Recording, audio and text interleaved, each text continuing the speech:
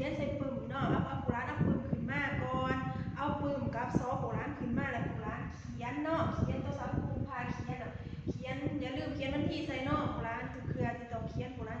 อย่าลืมเขียนวันที่ใส่น้ำเนาะเขียนวันที่แล้วเขียนตัวของนี่เนาะวีซ่าพัสลาเขียนอาร์ตของเสียงพยัญชนะสระอาแล้วโบราณก็เขียนแบบสาวกุเขียนเนาะเขียนในโบราณแอบอ่านในเด้อโบแม่นเขียนแล้ว